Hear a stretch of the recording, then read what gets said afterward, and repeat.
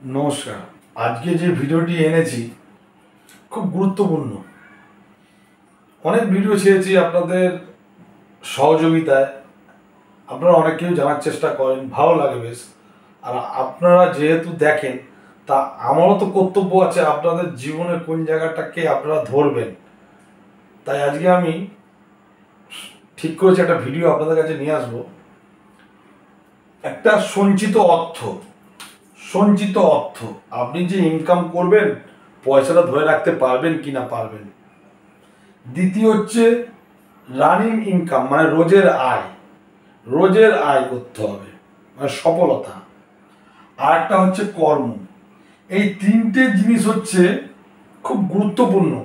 তারপরে বিচার আসবে আপনার বাড়ি হবে কিনা, আপনার গাড়ি হবে কিনা, আপনি বিয়ে করবেন কিনা, আপনার ছেলে হবে কিনা, মেয়ে হবে কিনা, চারতলা বাড়ি করবেন কিনা, এসি গাড়ি কিনবেন কিনা, এসিতে থাকবেন কিনা, সেইগুলো পরের ব্যাপার। আগে বাঁচতে গেলে, নিজেকে লড়াই করতে গেলে, নিজেকে প্রতিষ্ঠিত হতে গেলে আগে আপনার ছকটাকে ভালো করে জানুন।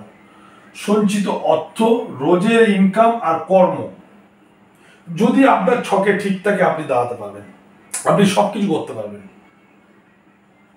তাহলে নিজেকে ভালো রাখতে শিখুন, নিজের ছকটার সম্বন্ধে জানুন।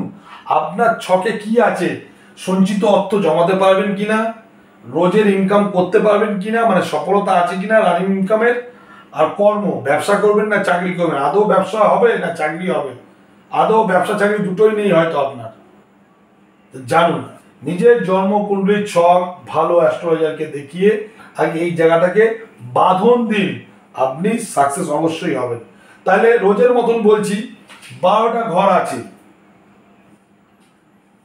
12টা লগ্ন, লগ্নটা হচ্ছে ফার্স্ট হাউস। আজকে খুব গুরুত্বপূর্ণ আলোচনা করছি।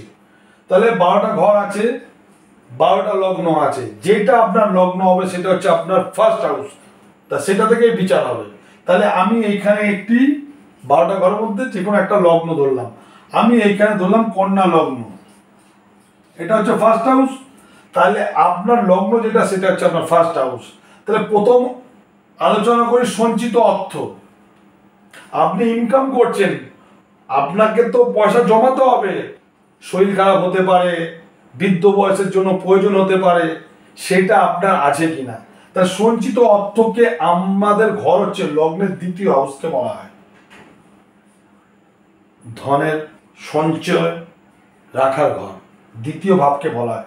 তা যে কোনো আপনার লগ্ন হবে, লগ্নের দ্বিতীয় ঘরটা হচ্ছে সঞ্চিত, টাকা পয়সা ইনকাম করে আপনি জমাতে পারছেন কিনা।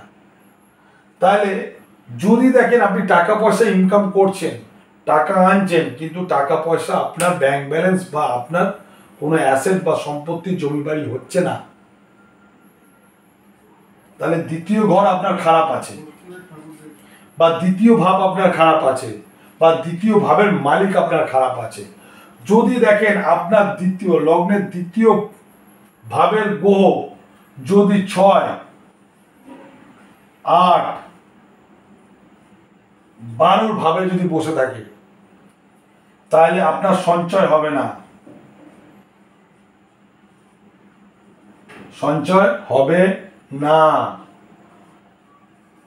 তাহলে আপনার দ্বিতীয় ঘরের মালিক লগ্নের যদি 6, 1, 2, 3, 4, 5, 6, 6, 7, 8 আর 12 এই ঘরে যদি বসে থাকে, আপনার ইনকাম করবেন, হয়তো সফলতা আছে, আপনার রোজ ইনকাম করে আনছেন, কিন্তু টাকা পয়সা আপনি জমাতে পারছেন না।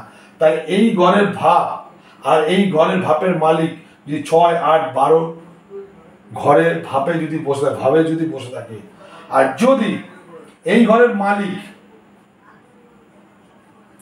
মালিক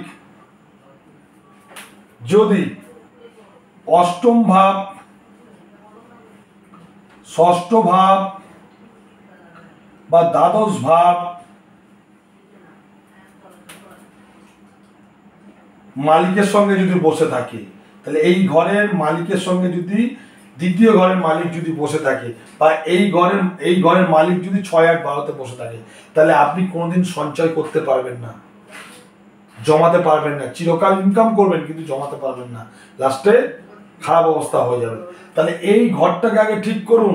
তাহলে এই ঘরটা আপনার কি সূত্র আসছে, কি ধরনের প্রবলেম মানে ছকের মধ্যে পাওয়া যায়, তাহলে কি হবে, আপনার লগ্ন যেটা সেটা হচ্ছে আপনি ফার্স্ট হাউস, আপনার সঞ্চিত অর্থকে ধরলাম, সে জমবে কিনা জমবে, 2 প্লাস এখানে 8 প্লাস হচ্ছে 12, তাহলে আপনার সঞ্চিত অর্থ ধ্বংস হয়ে বেরিয়ে যাবে। তাহলে ফার্স্ট আগে এটাকে বাঁধন দিন, আপনি যে ইনকাম করবেন সেটাকে ধরে রাখতে পারবেন কিনা।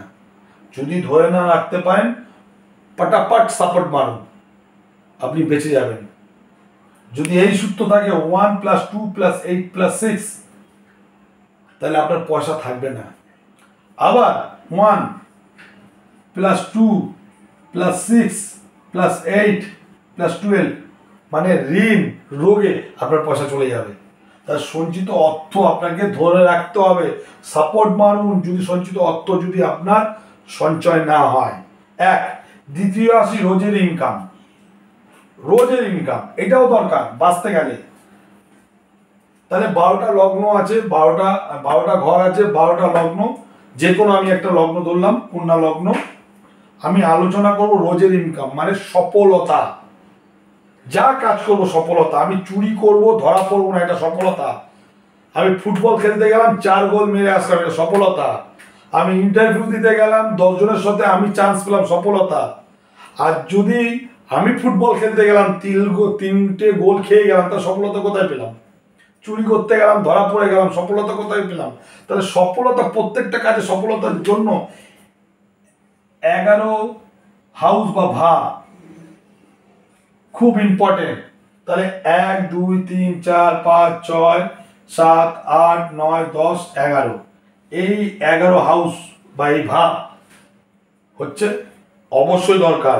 একাদশ ভাব যার ভালো আছে তার রানিং ইনকাম সবসময় থাকবে, সেকেন্ডে সেকেন্ডে টাকা কামাবে, মিনিটে মিনিটে টাকা কামাবে। কেন কামায় না? আপনি সকালবেলায় ঝুড়ি কোদাল নিয়ে গেলেন, হয়তো সেদিনকে কোনো কাজ পেলেন না, ফেরত আসলেন, বা ঝুড়ি কোদাল নিয়ে গেলেন 5টা থেকে সন্ধ্যে 6টা পর্যন্ত কাজ করলেন, 400-500 টাকা নিয়ে আসলেন গতর খাটিয়ে। আর একজন 1 ঘন্টা 1 মিনিটে একটা সাইন করলো, টাকা কামাচ্ছে, সেকেন্ডে সেকেন্ডে কামায়। বাসের কন্ট্রাক্টরকে দেখেছেন?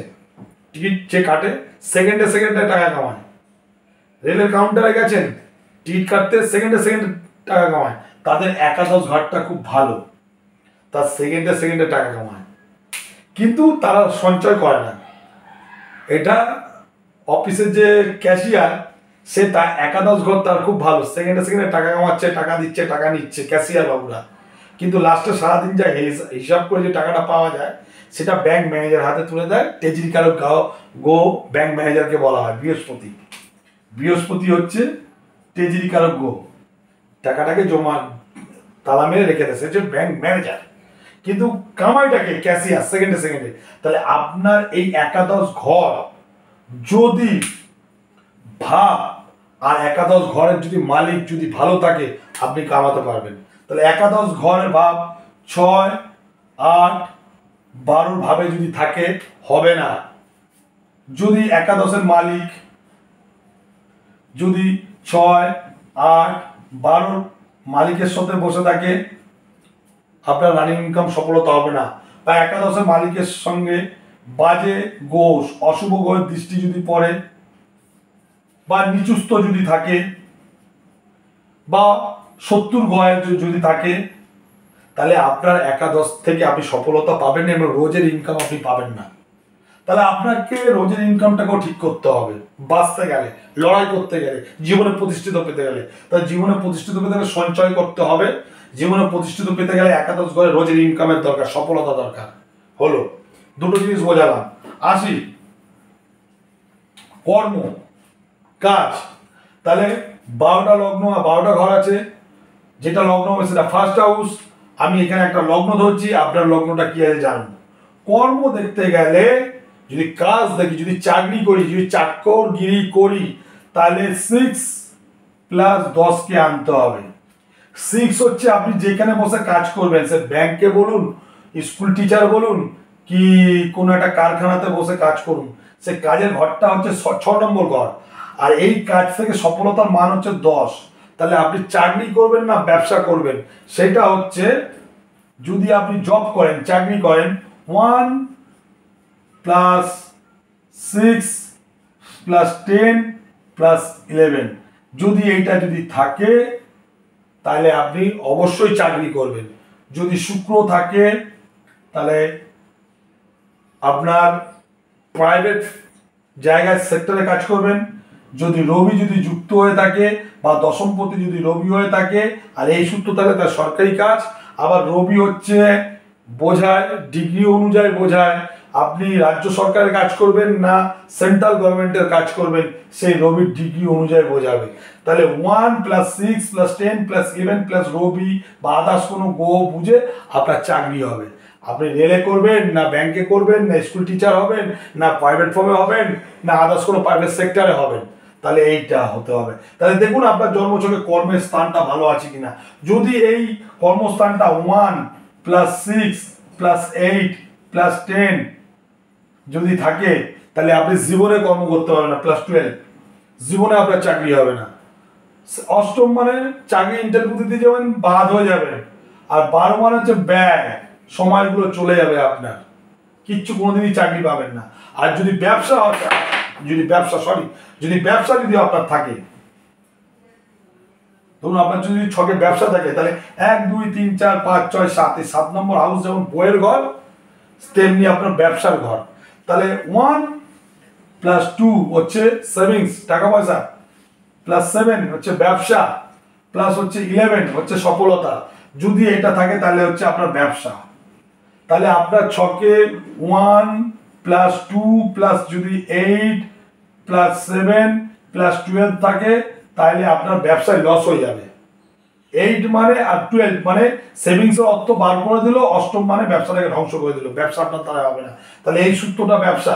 তাহলে আপনার কর্ম জীবনে সার্ভিস হবে না ব্যবসা হবে, সেটা দেখুন। তাহলে আপনাকে নিজেকে জিততে গেলে, আপনাকে প্রতিষ্ঠিত হতে গেলে, আপনাকে সফলতা হতে গেলে আগে আপনার ছকটা বিচার করুন।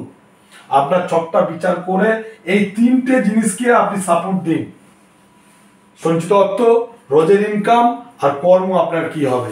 যদি আপনি সাপোর্ট দিয়ে গিয়ে বসতে পারেন আপনি সফলতা পাবেন।